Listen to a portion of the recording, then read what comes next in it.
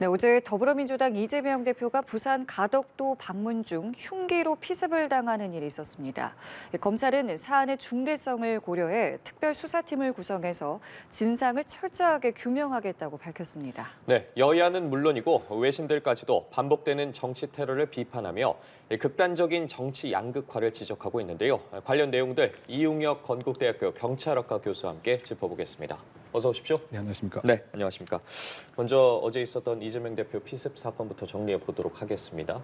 현장 상황이 상당히 급작스럽게 벌어졌어요. 네, 어제 그 오전 10시 30분경에 이와 같은 흉기 피습 사건이 발생을 했는데요. 즉, 이 용의자 그 자체가 아예 접근을 용이하기 위해서 마치 그 이재명 대표의 이를테면 적극적인 열렬한 지지자인 양 허위적 정보를 많이 흘린 거죠. 여기 허위적 정보라고 하는 것은 내가 이재명이다.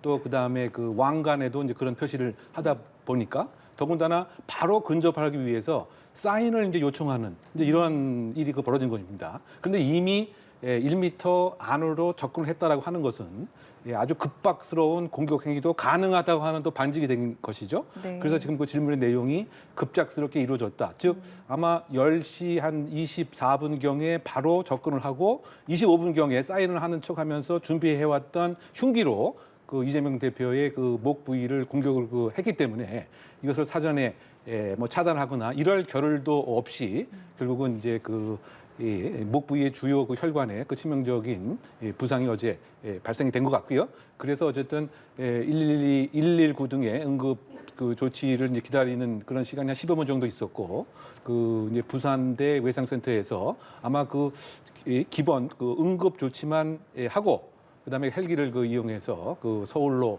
이동한 다음에 혈관 재수술 를 전격적으로 2시간까지 한 것으로 요약될 수가 있는 상황이죠. 네, 지금 말씀하신 것처럼 이재명 대표 현재 중환자실에서 회복 중인데 그 다친 상처가 뭐 어느 정도 심각했다고 보고 계세요? 그러니까 우리가 이제 이 뇌와 심장을 연결하는 가장 그 중요한 동맥, 정맥을 경동맥, 경정맥 이렇게 부르는 거죠. 예. 특히 이제 그 경동맥과 경정맥은 어떻게 본다면 그 위치에 있어서 좀 차이는 있습니다. 즉 그 경동맥이 목 더 안쪽에 있다고 한다면 경정맥은 좀 바깥쪽에 있는 것이고요. 네. 그래서 일반적으로 이제 그 압력, 혈압 자체가 경동맥은 상당히 높죠. 그래서 경동맥에 대한 치명적인 공격이 있게 되면 상황에 따라서는 그 수분 안에 사망하기도 합니다.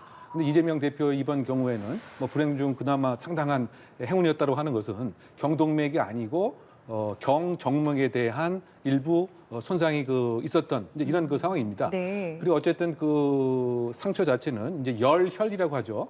목 부위에 이 피부 조직이 1.5cm 가량 이렇게 열려지게 됐고요. 그래서 그 출혈이 상당 부분 이제 시작이 된 것 같고요. 네. 어쨌든 그 경정맥 부분도 지금 어제 보도 등에 의하면 약 60% 정도 손상된 것은 아닌가 이런 보도 나온 것 같습니다. 예. 그만큼 이제 건드렸기 때문이죠. 네. 그래서 어떻게 요약을 하게 되면 뭐 경정맥도 어떻게 본다면 그 미세한 신경 조직이 지나가는 뇌와 연결된 그런 부분이기 때문에 상당히 뭐 위험한 그런 상황이 있었지만 그나마 천운이었다라고 일단 요약할 수가 있을 것 같습니다. 예, 자 말씀 중에 들어온 속보 먼저 좀 전해드리겠습니다. 국민의힘 허은하 의원이 조금 전 국회에서 기자회견을 열었습니다. 국회의원직 포기와 탈당 그리고 이준석 전 대표가 추진하고 있는 개혁신당 합류를 선언한 건데요. 이 국민의힘 현역 의원 가운데 개혁신당에 합류하는 것은 허 의원이 처음입니다. 다만 허 의원이 현재 비례대표이기 때문에 이 탈당을 하게 될 경우 자동으로 의원직은 상실하게 되는데요. 자세한 소식은 이어서 계속해서 전해드리도록 하겠습니다. 네, 저희 이재명 대표 피습 관련 대담 이어가 보도록 하겠습니다. 피습 당시 현장 상황을 좀 살펴보도록 하죠. 현장에 경찰관이 40명 넘게 있었다고 하는데 결과적으로 이 피습을 막지는 못했거든요. 이유 어디에서 찾아볼 수 있을까요? 네, 지금 약 41명 정도의 그 경찰관이 현장에 배치가 되었던 거죠. 약 20명 정도의 형사 그리고 약 21명 정도의 그 관할 경찰서 소속의 기동대원. 그런데 이 밀접 경호를 목적으로 한 그런 경찰 경력이라기보다는 일반적인 교통관리, 일반적인 질서 유지, 다중 운집 행사를 주로 하는 인파관리적 성격도 함께 있기 때문에 이처럼 아주 근접을 하고 표적을 삼아서 공격하는 그러한 이른바 그 요인 위해 대상자를 사전에 걸러내는 데는 상당 부분 이제 한계가 있었다 이렇게 생각이 됩니다. 예. 지금 예를 들면 이 선거 공식 기간이라고 한다면 각 지방 경찰청별로 전담 경호팀이 따로 구성이 되어서 이른바 그 밀착 경호도 가능할 수가 있었지만 어제 같은 경우는 이제 그런 그 상황이 아니었기 때문에 숫자가 뭐 41명이라고 해도 경호에 특화된 그런 경찰 인력이 아니었기 때문에 이처럼 위장해서 접근하는 이 그 김모 씨의 공격 행위를 막는 데는 한계가 있었다라고 생각이 됩니다.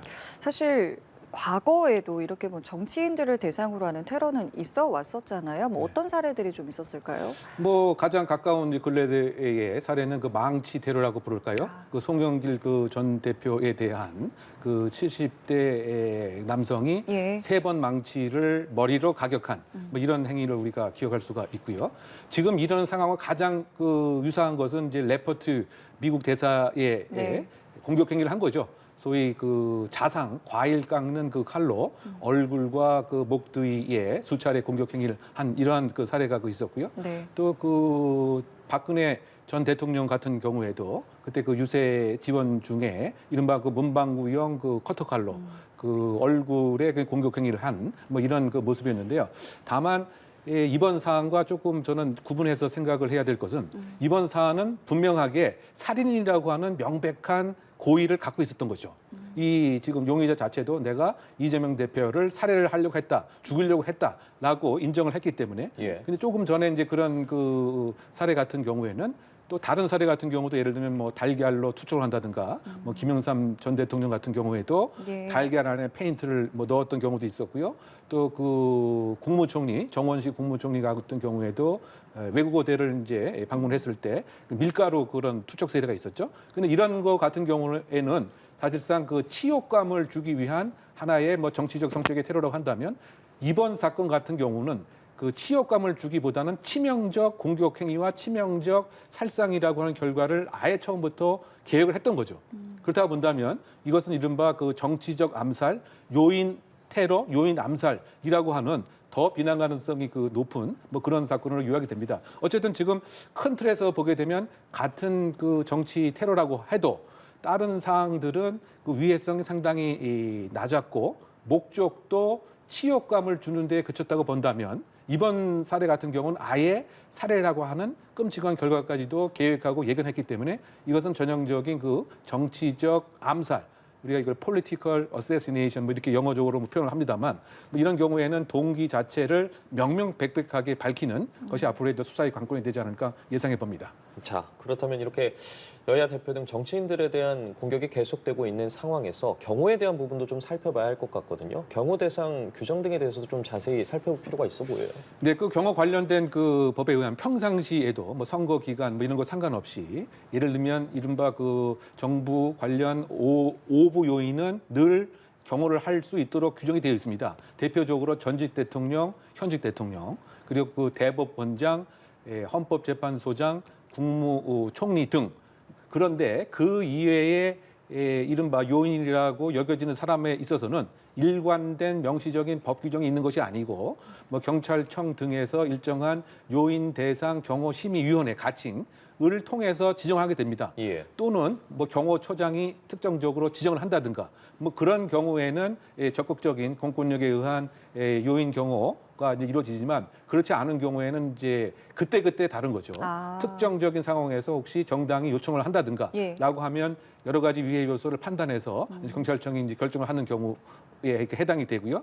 다만 이제 이런 것에 상당한 위험 요소가 10여 년 전에도 이미 그 논의가 됐었습니다. 네. 아까 잠깐 말씀드렸던 박근혜 전 대통령 그 피습 사건 이후에 여러 가지 형태의 그 테러가 진흥화되고 흉포화되고 바꿔지기 때문에 이런 요인 경호를 좀 더 진격하고 체계적으로 할 수 있는 이런 법안이 필요하다.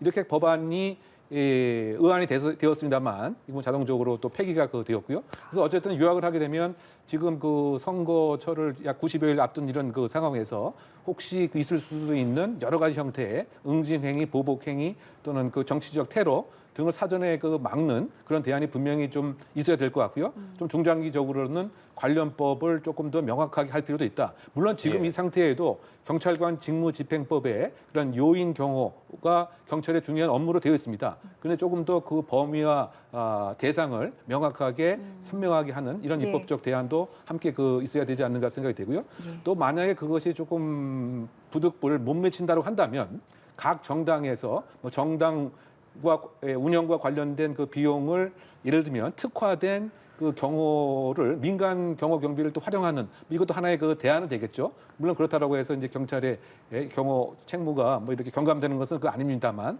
뭐 여러 가지 지금 위험한 상황에서 사전에 예방 조치를 하는 거. 그 경호라고 하는 것은 결국은 사전에 걸러내야 효과가 있습니다. 예. 예를 들면 가장 그 기초적인 이 원칙이 외곽을 경호하는 팀도 있어야 되고요. 이걸 이제 3선 경호라고 하는 거죠. 또 그 중간에 예를 들면 2선 경호, 그 다음에 밀접, 바로 근접 경호가 이제 1선 이제 경호인데요. 지금 뭐 이와 같은 그 사례에서 그 정치인들이 이른바 그 지지자들과 일정한 스킨십을 불가피할 수밖에 없는 뭐 이런 상황에서는 사전에 이를테면 위험 인물에 대한 정보 파악, 정보 분석 뭐 등등을 체계적으로 하는 것도 중요한 이 사각지대를 막는 대안이 되지 않을까 생각해 봅니다.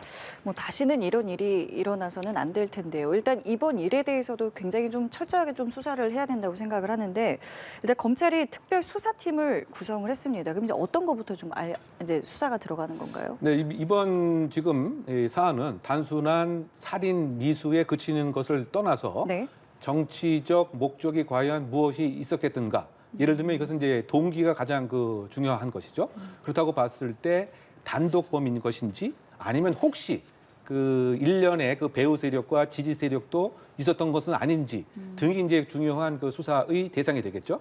조금 더 나아가서 생각해 본다면 이른바 반정부 단체 또는 테러 단체와의 연계성은 없는 것인지 등도 사실은 그 중요한 수사의 그 대상이 될 것입니다. 예. 그래서 일반 지금 사건 같은 경우에는 강력팀 한 팀이면 족하지만 이번 같은 경우는 이제 부산경찰청 단위에서 또 아까 잠깐 검찰에서도 마찬가지 의미의 이런 지원과 협조를 할 것 같은데요. 특별수사팀을 이제 꾸린 것이 그와 같은 명명백백한 공범 여부, 지원 세력 여부, 동기의 그 정확성 등을 파악하기 위한 것이 아닌가 생각이 되고 과연 이제 이 사람이 평상시에 어떠한 정치적 그 언동을 했는지 네. 또 관련된 기록은 혹시 있었던 것은 무엇인지 등에 아마 예상컨대 지금 그 이 사람의 사무실이라든가 자택 등에 대한 그 압수수색도 본격적으로 그 이루어질 것 같고요. 예. 어떤 요약을 하게 되면 가장 중요한 것은 일반 살인에 대한 시도하고는 달리 정치인을 대상으로 했기 때문에 네. 그 동기가 무엇인가, 동기를 밝히는 것이 그 가장 중요하다고 생각됩니다. 네. 다만 이제 그 동기가 밝혀지기 이전까지 뭐 여러 가지 지금 추측성, 뭐 정치적 유불리에 관한 뭐 이런 얘기, 네. 뭐 이런 것들은 오히려 이 정치 환경을 혼탁하게 하는 이른바 그 민주주의의 위기라고 하는 뭐 그런 것에 근접한 행위이기 때문에 네. 그것은 양당 그 주요 정치 관련자들도 대표자들도 자제를 이렇게 촉구하는 뭐 그런 것이 지금 시점에서는 필요하고 어쨌든 수사의 정확성과 신속성, 명명백백한 실체적 진실을 밝힐 필요가 반드시 있습니다. 예, 지금 경찰이 여야의 피해자 그 당적 확인을 요청한 상태라고 하더라고요. 만약에 이 정치 테러가 인정이 된다면 더 무거운 처벌을 받게 되는 겁니까? 일단은 그 살인과 관련된 양형 기준표가 있는데 이를테면 가중 요소라고 정치적 테러 이렇게 규정되어 있는 것은 아니죠. 이제 그럼에도 그 불구하고 일반적으로 지금 민주주의의 가장 핵심 선물 꽂힌 선거를 이를테면 앞두고 선거에 일정한 영향력을 미치려고 하는 그런 이제 그 동기였다라고 한다면 아무래도 그 비난 가능성이라든가 전체 국가 사회의 안정성을 그 유지하는 이런 차원에서는 아무래도 그 판사들의 심증 형성에 더 엄격성 즉 이를테면 가중하려고 하는 뭐 이런 것이 분명히 예상이 됩니다. 그래서 이 사건은 단순한 살인 미수를 그 넘어서서 이른바 이데올로지를 갖고 있는 정치적 영향력을 일정 부분 행사하려고 하는 뭐 그런 것에 대한 그 동기 부분이 가장 역시 중요한 수사고 그것이 공식적인 양형 기준표에 정해져 있지 않지만 상당 부분 양형을 가중하는 요소로 작동될 것이다라고 예상됩니다. 이 과거에 정치인 테러 있었을 때는 뭐 처벌 수위가 어느 정도였었나요? 그 대표적인 그 사례가 예를 들면 박근혜 전 대통령에 대한 그 예. 피습 행위 같은 경우에 징역 10년에 처해졌었죠. 그런데 그 당시에는 살인 미수가 인정되지는 않았습니다. 왜냐하면 사용된 그 흉기 자체가 이른바 그 문방구용 그 칼이었기 때문에 그것으로 살인이라고 하는 것을 결과를 야기시키는 그런 의지가 있다라고 보기에는 어렵다라고 해서 살인 미수 대신 상해, 특수상해 혐의 예. 그리고 그 당시에 이제 그 유세를 하는 과정이었기 때문에 그 공직선거 관련 법에 대한 위반 등으로 10년형이 그 선고가 되었던 것이고요. 네. 이것과 대비되는 것은 아까 잠깐 언급을 했습니다만 미국 대사 레퍼트 그 대사가 김기종이라고 하는 그 사람이 미군 철수 또는 한미연합훈련에 대한 그 반대 등의 그 목적으로 공격 행위를 했던 이것은 살인 미수가 인정되었을 뿐만이 아니고 또 업무 방해 혐의도 인정이 되고요. 네. 라고 해서 징역 12년의 양형의 결과가 있었던 사항입니다. 예, 지금 말씀드리는 도중에 또 이제 속보가 들어왔습니다. 어제 있었던 지금 저희가 이야기 나누고 있었던 이재명 대표의 기습 피의자와 관련해서 법원이 압수수색 영장을 발부했다라고 하게 된 건데요.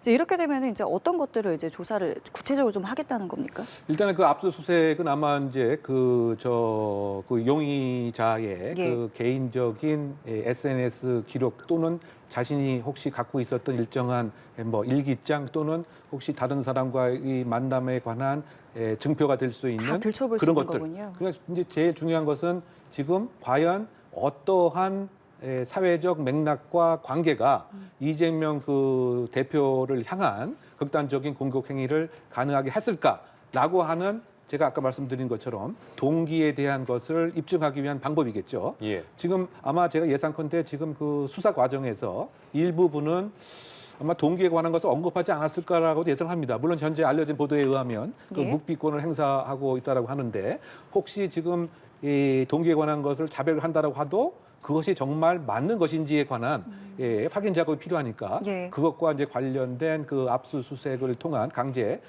수사가 필요한 것이고요. 그리고 그 연장선상에서 혹시 1인이 아니고 혹시 그 배우 배우의, 예. 또는 일정한 다른 세력들이 뭐 존재하는 것은 아닌 것인지 등에 대한 이제 증거를 확보할 필요가 있기 때문에 그 압수수색 영장이 이제 실시될 것 같고요. 어쨌든 뭐 구속영장도 곧 신청될 것은 뭐 자명한 것이 아닌가 예상해 봅니다.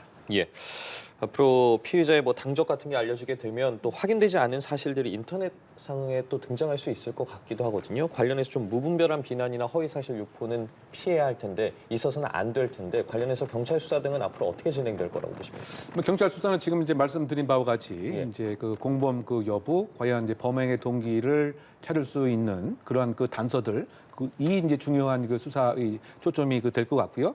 그것과 이제 별개로 어떻게 본다면 지금 사회적 문제가 되고 있는 것이 벌써 어제부터 뭐 여러 가지 음모설적인 얘기들이 나오고 있는 것이죠. 예. 뭐 이를테면 뭐 자작극이다라고 하는 얘기에서부터 또 심지어 이 사용한 이 도구가 이를테면 그 흉기로 공격이 아니고 다른 뭐 예를 들면 뭐 젓가락 뭐 이런 등으로 또 연출이 됐다 뭐 등등에 관한 뭐 이런 그 얘기가 나오고 있기 때문에 뭐 이것에 관한 이 파생적인 혹시 명예훼손이라든가 뭐 정보통신망법 위반 같은 경우는 이 건과 이제 별개의 것이지만 뭐 이것도 이제 앞으로 뭐 수사의 뭐 대상도 될 가능성도 상당 부분 이제 있지 않나 이런 예상을 해보는데요. 예. 어쨌든 지금 이 사안 자체는 여러 가지 형태의 우리 사회의 갈등의 국면이 종합적으로 표출된 것은 아닌가 저는 그런 진단을 하는데 어쨌든 지금 여러 가지 형태의 민주적 위기성도 지금 상당 부분 있다. 어떻게 본다면 진영 논리에 너무 함몰된 뭐 이런 것이 지금 표출된 것은 아닌가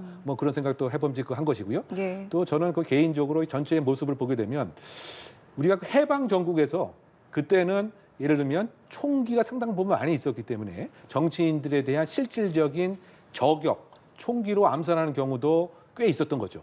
우리가 기억을 해보게 되면 이를테면 뭐 여운형 선생 또는 송독수 선생 뭐 등이 이를테면 좌우 합작에 대한 반대 또는 미군정에 대한 협조에 대한 반대 등으로 인해서 이를테면 우익 청년에 의해서 좌익 청년에 의해서 이런 그 공격 행위가 있었던 것입니다. 그러니까 그때 그 공통적인 것은 사회적인 그 갈등과 이념의 갈등이 이렇게 대립되게 되면 정치인들에 대한 암살적 행위가 많이 생긴다라고 하는 외국 선행 연구 결과를 반증하는 것이 아닌가 이런 생각도 드는 것인데요. 뭐 요약을 하게 되면 지금 현재 우리는 여러 형태의 지금 사회적 갈등이 있는 것은 아닌가. 즉 바꿔 얘기하면 이념의 그 갈등, 세대 간 갈등, 정체성에 대한 그 갈등, 막 이것이 이른바 정치라고 하는 공론장 속에서 건설적이고 건강하게 해소되지 못하다 보니까 이것이 정치 지도자에 대한 공격 행위로 나가게 되는 이것이 이제 지금 이런 정치 암살에 관한 외국 선행 연행 연구의 결과입니다. 예. 사회적 갈등이 심할수록 정치 지도자에 대한 테러 행위는 증가한다. 뭐 그런 그 면에서 지금 이번 그 사안에 있어서도 아까 뭐 수사에 관한 뭐 질문을 했습니다만 예. 이 수사의 명명백백하게 진실을 밝히는 것과 동시에 이 수사만이 다 끝나고 모든 것이 해결되는 것은 아니죠.